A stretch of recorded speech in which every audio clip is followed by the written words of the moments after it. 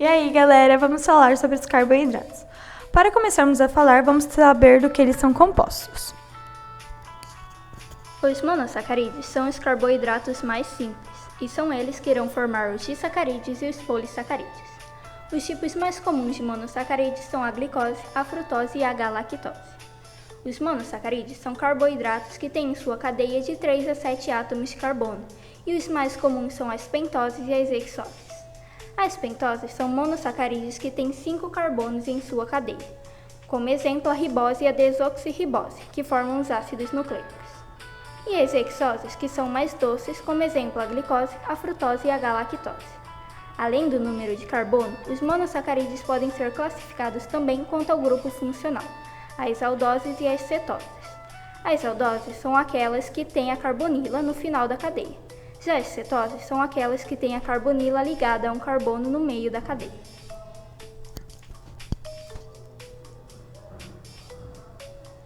Os disacarídeos são a união de 2 monossacarídeos. Dis se refere a 2, e sacarídeos é um sinônimo para carboidratos. Os 2 monossacarídeos se conectam a partir de uma ligação glicosídica. Podemos nos lembrar dela quando nos referimos à glicose, que é o tipo mais comum de carboidrato, ou seja, ligação glicosídica-glicose, que é a ligação entre carboidratos. Os disacarídeos são classificados em redutores e não redutores. Os redutores são aqueles em que há hidroxila livre no carbono numérico. Então, quando há uma hidroxila no carbono 1 que não está ligada a nenhuma outra molécula, é um disacarídeo redutor. Já os não redutores são aqueles em que não há hidroxila livre no carbono numérico, ou seja, quando a hidroxila está fazendo uma ligação com outra molécula. Os principais exemplos de disacarídeos são a sacarose, que é formada a partir da ligação entre a glicose e a frutose, sendo encontrada na cana-de-açúcar. A lactose, que é formada a partir da ligação entre a glicose e a galactose, sendo o açúcar presente no leite. Podemos nos lembrar dela a partir da intolerância à lactose, ou seja, da intolerância ao açúcar presente no leite, que é a lactose. E então a maltose, que é formada a partir da ligação de 2 glicoses, e é o açúcar encontrado na cevada e no malte, que é utilizada para fazer cerveja. Então podemos fazer essa associação entre malte e maltose. O açúcar presente no malte é a maltose. Temos também os polissacarídeos. Os polissacarídeos são a junção de 20 ou mais monossacarídeos.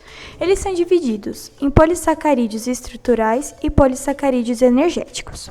Os polissacarídeos estruturais estão presentes na parede celular vegetal, na parede celular de fungos e algas, exoesqueletos de insetos, que é a quitina. Para se lembrar disso, é só lembrar da parede celular vegetal.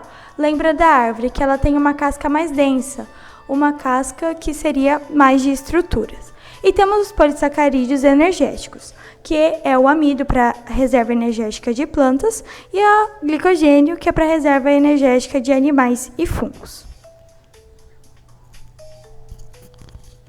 O metabolismo é um conjunto de reações químicas que ocorrem nas células, sendo importantes para o bom funcionamento do organismo dos indivíduos, com o principal objetivo de obter energia em forma de ATP, que são moléculas que armazenam energia em suas ligações químicas a partir da quebra de moléculas orgânicas.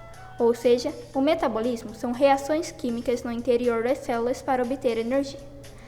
Na imagem, podemos ver um exemplo em que, quando nos alimentamos e ingerimos carboidratos, gorduras e proteínas, esses alimentos são metabolizados e, com isso, a liberação de dióxido de carbono, água e calor. O metabolismo pode ser classificado em catabolismo e anabolismo. O catabolismo é a quebra de moléculas grandes em moléculas menores, por exemplo, a quebra do amido em glicose. O anabolismo é a síntese de moléculas grandes a partir de moléculas simples, por exemplo, a formação de glicogênio a partir da glicose. O catabolismo é a degradação, a quebra, em que uma molécula complexa se transforma em moléculas simples. E o anabolismo é a síntese, a construção, em que de moléculas simples se constroem moléculas complexas.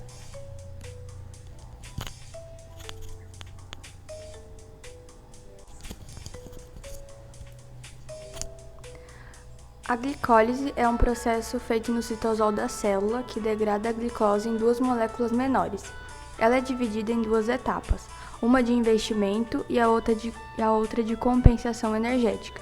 No final de ambas as etapas, o saldo é de 2 moléculas de ATP e 2 de NAD. O processo de oxidação da glicose, o carboidrato, é a principal fonte energética dos seres vivos. Utiliza essa molécula para o funcionamento adequado do metabolismo. Esse processo divide uma molécula de glicose, que é constituída por 6 átomos de carbono, em 2 moléculas de piruvato, com 3 carbonos cada. Na parte do investimento ocorre o gasto de energia. Já na compensação energética, repõe o que foi consumido e produz mais 2 moléculas de ATP.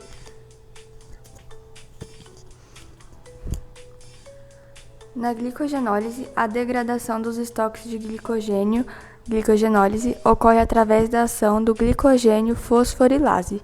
A ação dessa enzima é remover fosforoliticamente um resíduo de glicose a partir da quebra de uma ligação da molécula de glicogênio. O produto dessa reação é o glicose 1-fosfato. As vantagens dessa reação através de um passo fosforilítico são: a glicose é removida do glicogênio em um estado ativado, fosforilada, e isso ocorre sem hidrólise de ATP. A concentração π das células é alta o suficiente para dirigir o equilíbrio da reação no sentido favorável. Na gliconeogênese, o processo acontece através dos precursores como o lactato, o piruvato, o glicerol e o aminoácido. Eles são convertidos em glicose. Durante o jejum, toda a glicose deve ser sintetizada a partir desses precursores não glicídicos. A maioria dos precursores deve entrar no ciclo de Krebs em algum ponto para ser convertido em oxalocetato. A gliconeogênese ocorre principalmente no fígado e em menor extensão nos rins. Ela transforma o piruvato em glicose. A gliconeogênese não é simplesmente o inverso da glicose. Alguns passos são diferentes de tal forma que o controle de uma via não inativa a outra. Contudo, muitos passos são os mesmos. O saldo total é de 2 piruvatos, 4 ATPs, 2 GTPs, 2 NADs, 4 H2O glicose, mais 4 ADP, 2 GDP, 6 Pi, 2 NAD e 2 H+. Como já dito, ela é uma via que ocorre principalmente no fígado e pouco no rim, onde temos a síntese de glicose a partir de substâncias que não sejam carboidratos, utilizando glicerol, aminoácidos, lactatos e etc.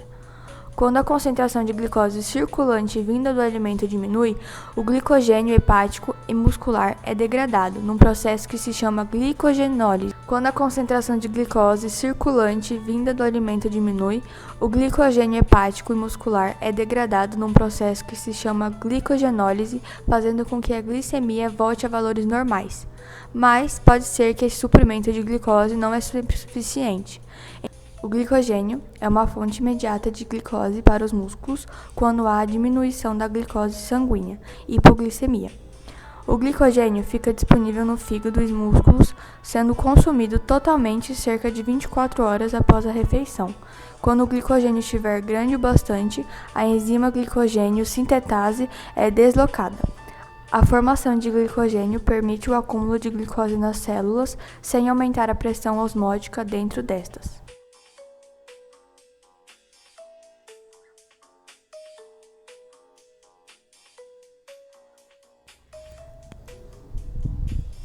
O ciclo de Krebs, ou ciclo do ácido cítrico, é uma das etapas metabólicas da respiração celular aeróbica, que ocorre na matriz mitocondrial das células animais.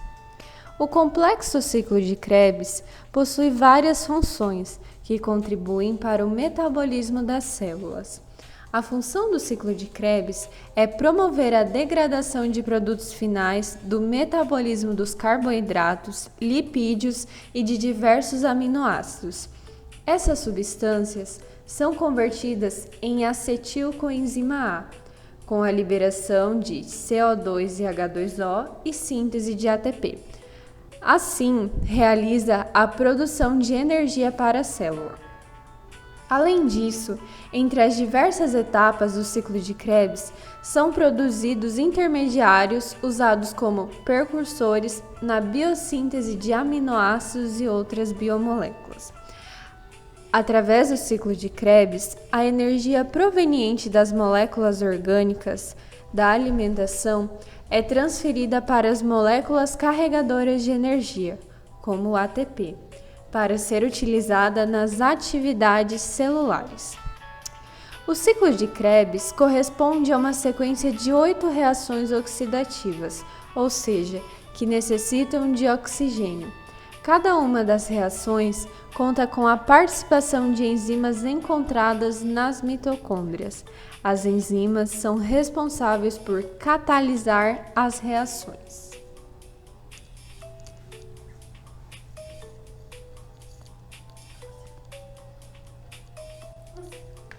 Já é? Fosforilação oxidativa. É uma das etapas da respiração celular.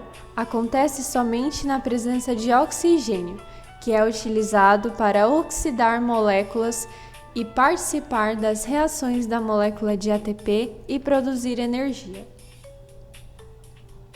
Temos também a respiração celular e a fermentação.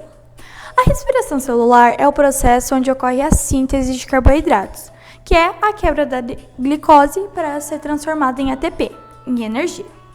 Já a fermentação, ela existe 2 tipos, a lática e a alcoólica. A fermentação lática ocorre sem a presença do oxigênio. E para lembrar desse tipo, é só lembrar da lactose, que faz a fermentação do Yakult. Já a fermentação alcoólica, a liberação de CO2 e o produto final é o álcool, no final dessa fermentação. E é apenas lembrar do vinho, que ele faz parte da fermentação alcoólica, e também do pão, que para ter o seu crescimento precisa da liberação do CO2 da fermentação alcoólica.